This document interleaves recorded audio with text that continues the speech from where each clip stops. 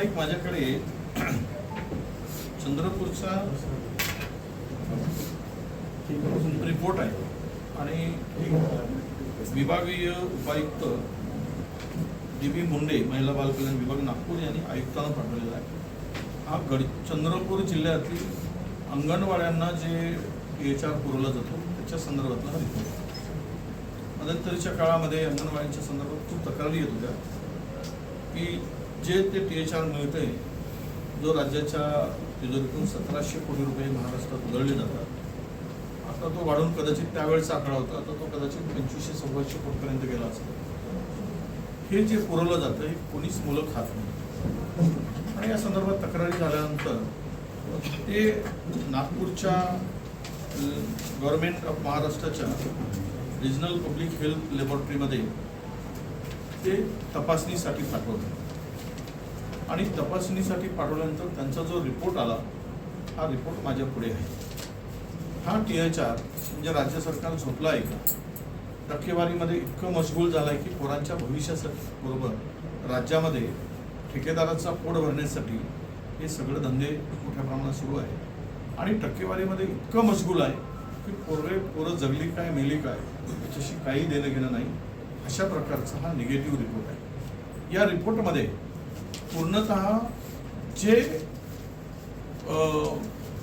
त्यामध्ये न्यूट्रिशन पाहिजे, जे कंटेंट पाहिजे, जे मॉइश्चर जेवढं पाहिजे त्यातला सर्व निगेटिव्ह रिपोर्ट हा त्या लॅबचा आलेला आहे. यामध्ये अनेक गावाच्या तपासणी म्हणजे जोगापूर आहे, व्यंकटपूर आहे, धानापूर 2-1 आणि आपसापूर, वीरगाव हा गोंडपिंपरी तालुक्यातील जवळपास 25 गावातील हे संपूर्ण तपासल्यानंतर यामध्ये या सगळ्या रिपोर्ट जर बघितला इतकं भयावह आहे की त्यातून पोरांना उद्या आरोग्यावर विपरीत परिणाम होऊन पुन्हा ती बालकं कुपोषित होतील, अनेक बिमाऱ्यांनी त्रस्त होतील. अशा प्रकारचा निकृष्ट दर्जाचा हा आहार पुरवठा केला जात आहे. याचा अर्थ असा आहे की राज्य सरकारमधले मंत्री, सचिव, आयुक्त या महिला बाल कल्याण विभागाचे यांना किती टक्के कमिशन मिळतो म्हणून अशा निकृष्ट दर्जाचा माल अंगणवाडीमध्ये पुरवला जातोय. मुख्यमंत्र्यांचं लक्ष कुठे आहे? त्यांनी या विभागावर ते राष्ट्रवादीकडे खात आहे म्हणून लक्ष देत नाही का? हाही खरा प्रश्न आहे. पण गंभीर बाब अशी की हे खाण्यायोग्य या अंगणवाडीमध्ये या रिपोर्टनुसार हा एवढा मोठा रिपोर्ट आहे आणि हा पाठवलेला प्रश्न संपूर्ण लॅबचा प्रत्येक गावातील तपासणीचा हा सगळा रिपोर्ट स्वतंत्र रिपोर्ट आहे आणि याची कॉपी सगळ्यांना तुम्हाला देतो. म्हणजे हे महाराष्ट्रात कदाचित सुरू असेल. हे एका तालुक्यातील 25 गावांची तपासणी केल्यानंतर या THRचा हा महाघोटाळा पुढे आलेला आहे. म्हणून मी तुम्हाला आज बोलवलं. हे रिपोर्ट जो माझ्या पुढे आलेला आहे हा मी अधिकृत मला ऑफिसमधून मिळालेला हा रिपोर्ट आहे. मला एवढीच मागणी आहे, जो कंत्राटदार असेल तो त्याच्यावर गुन्हे दाखल झाले पाहिजे. हा कोण पुरवठादार आहे?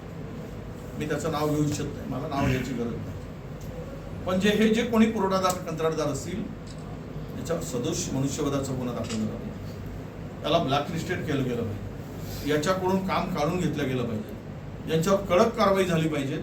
तर या पोरांचं भविष्य वाचेल. नान्यता या पोरांचं भविष्य उद्ध्वस्त होईल. त्यांचं त्या लहान बालकावर, अंगणवाडीमध्ये जाणाऱ्या बालकावर ते सर्व खाद्य घेतात जबरदस्तीनं आणि फेकून देतात. कोणी खात पण नाही, खाण्यायोग्य नाही आणि त्याला चव पण नाही. ते मिळणारं धान्य मुलांसाठीच, छोट्या बालकासाठीच नाही तर गरोदर आईसाठी सुद्धा, ते सुद्धा ते खात नाही. गरोदर मातांना मिळालं जातं ते सुद्धा घेतलं जात नाही. म्हणजे सरकारची तिजोरीची लूट ठेकेदाराला पोचण्यासाठी आणि कंत्राटदाराचं पोट भरण्यासाठी आणि त्या विभागातील टक्केवारी घेण्यासाठी हा धंदा राज्यात प्रचंड मोठ्या प्रमाणात सुरू आहे आणि याची सर्व काही चौकशी व्हावी अशी माझी मागणी आहे. हा एक विषय झाला. दुसरा विषय असा आहे की मध्यान्ह भोजन महाराष्ट्रामध्ये मागील महिन्याभरापासून बंद आहे. का बंद आहे याचं उत्तर मी आज मुख्य कार्यपालन अधिकाऱ्यांना विचारलं की महिनाभरापासून शाळेत मुलं जात आहेत. आज ऑगस्ट महिना उजाळला आहे तर त्यांना धान्य का मिळत नाही? आपलं मध्यान्ह भोजन तर त्यांनी सांगितलं सरकारकडूनच पुरवठा नाही. मध्यंतरी मध्यान्ह धान्याचा पुरवठा काही ठिकाणी झाला. बीड जिल्ह्यामध्ये आणि वाशिम जिल्ह्यामध्ये प्रचंड मोठ्या प्रमाणात यातला गैरप्रकार समोर आला. मी हाऊसमध्ये सुद्धा हा विषय मांडला आणि सगळीकडेच असाच धंदा राज्यामध्ये सुरू आहे. तो धंदा कसा आहे की गोडाऊनमधून जे माल तांदूळ उचलला जातो FCI मधून, तो जर 40 क्विंटल उचलला गेला असेल आणि त्याला त्या शाळेमध्ये घालायचं असेल तर तिथे 20 क्विंटल पुरवठा जातो, 20 क्विंटल माल बाहेर विकला जातो. याचे पुराव्यानिशी सगळे त्या ठिकाणी. मात्र मुख्याध्यापकांच्याकडून जी सही होते ती 20 क्विंटलवर होते, त्या मास्तरचा दोष नाही. पण डुप्लिकेट 40 क्विंटलची सही करून ते जिल्हा स्तरावर ती पावती जोडली जाते 40 क्विंटलची आणि त्याला 40 क्विंटलचे पैसे दिले जातात. आणि सर्व साहित्यामध्ये सुद्धा असाच प्रकार सुरू आहे. जे मध्यान्ह भोजनासाठी आहे ते खाण्यासाठी निकृष्ट आहे, ते बरोबर नाही, वजनात कमी आहे. जसं तुरीची डाळ आहे तर तुरीच्या डाळीमध्ये ती प्युअर नाही, त्याची सोयाबीनची डाळ मिक्स आहे. खाद्यतेल सुद्धा निकृष्ट दर्जाचं आहे, ते खाल्यानंतर पोरांच्या आरोग्यावर विपरीत परिणाम होतो आहे. तर यामध्ये आरोग्याशी पोरांच्या तुम्ही मध्यान्ह भोजन देताय ते निकृष्ट दर्जाचं होतं. तक्रारी वाढल्या आणि पुरवठा त्यामुळे कदाचित आता महिनाभर झाला बंद असेल किंवा दुसरा काही असेल कारण मला जो काही कळलं नाही.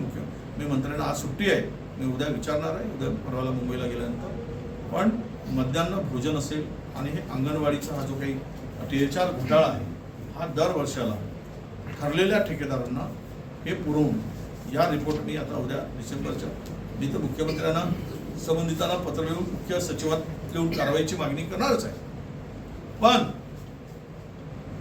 हा विषय डिसेंबरच्या अधिवेशनात सुद्धा येईल.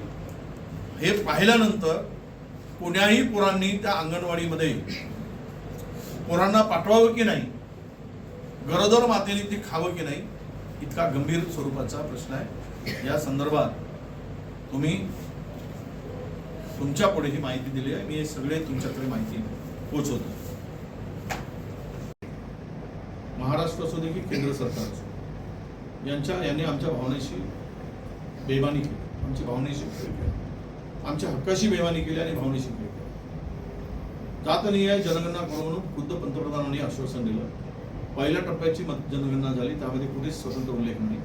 आता दुसऱ्या टप्प्याची जनगणना झाली, त्यावेळी JR निघाला, आता राजपत्र घोषित झाला, प्रसिद्ध झाला 3 तारखेला. त्यामध्ये सुद्धा आता त्या कलमचा आणि OBCचा उल्लेख नाही. यावरून या सरकारने OBCची जात जनगणना करायचीच नाही असा यांचा वरा दिसतोय आणि त्यामुळं त्यांनी OBCला गृहीत धरून मतं मिळतात, यांना धार्मिक भावनेमध्ये बांधून टाकावं, यांनी देवाधर्माच्या नावाने यांना भीती दाखवावी आणि मतं घ्यावे. हा धंदा आता जोरात चालल्यामुळे आमच्या हक्काचं आता रक्षण होत नाही किंवा हक्काचं मिळत नाही. यासाठी ही मंडल यात्रा होती, आज समारोप होत आहे. हा पहिला टप्पा आमचा संपला आहे. आता दुसऱ्या टप्प्यामध्ये जर आम्ही राज्यव्यापी आणि देशव्यापी या आंदोलनाची सुरुवात करत आहोत. ठिकठिकाणी आंदोलन मोर्चे करून आमची लोकसंख्या ठरवा OBCची.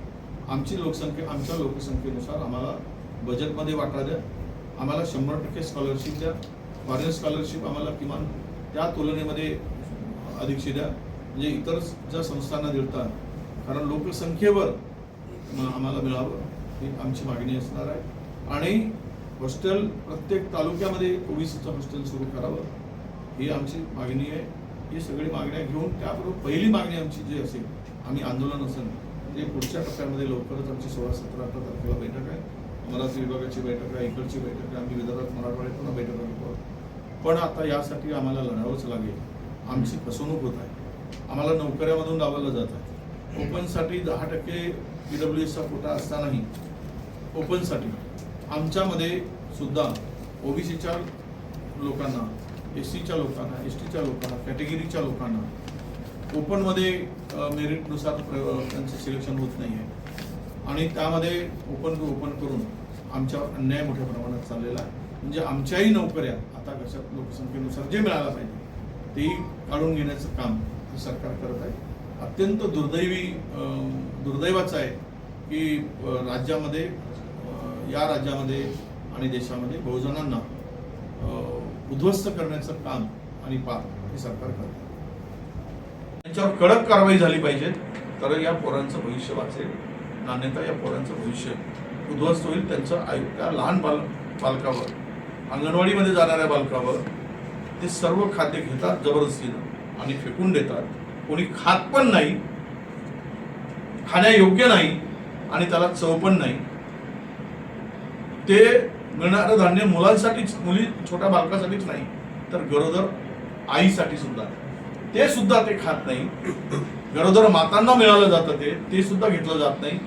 म्हणजे सरकारची तिजोरीची लूट ठेकेदाराला पोसण्यासाठी आणि कंत्राटदाराचं पोट भरण्यासाठी आणि त्या विभागातील टक्केवारी घेण्यासाठी हा धंदा राज्यात प्रचंड मोठ्या प्रमाणात सुरू आहे.